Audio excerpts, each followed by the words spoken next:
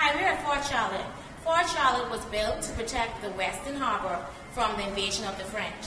However, it was never used because we were never invaded by the French. If you look here, this is the bridge, which was once a stay bridge. You can tell by the grooves that are actually in the wall that the bridge was able to move one time ago.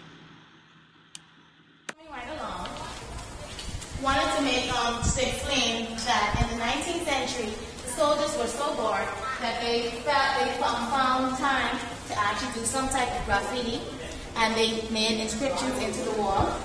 But we want to make emphasis on this one in particular, which is one of a boat that was carved by A. Bartlett.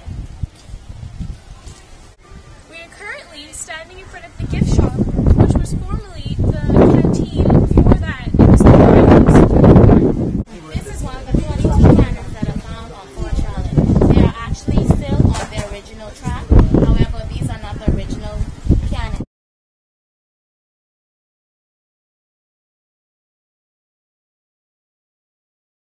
Come with me, we're actually going down to one of the underground passageways, which are actually called solder rings.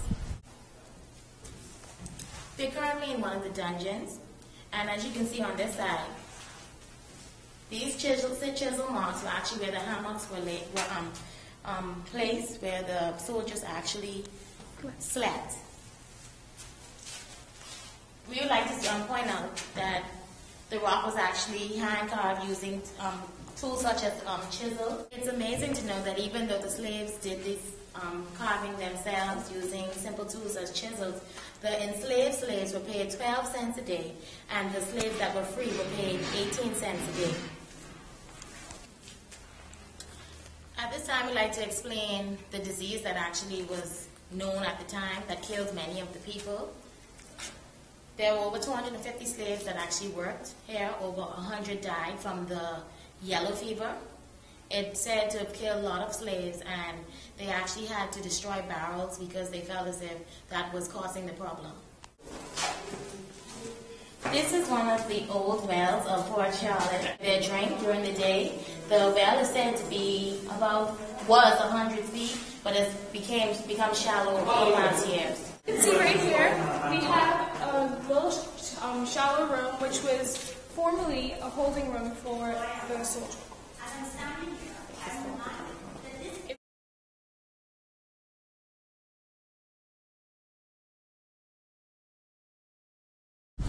Did you know that the fort was named after King George III's wife?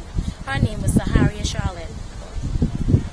Did you know that there are 3 parts to the fort because they wanted to expand it? The 3 parts are called Darcy, Charlotte, and Stanley. Did you know that Fort Charlotte's moat wasn't even used for water purposes? They actually planted prickly plants so that it'll prevent some type of invasion from the enemies. Did you know that once the cannonballs hit their target, they don't actually blow up? They actually set the boat on fire. Did you know that the cannons could fire 3,000 yards? That's the equivalent of 1 3/4 of a mile. Thank you for watching our documentary on Fort Charlotte.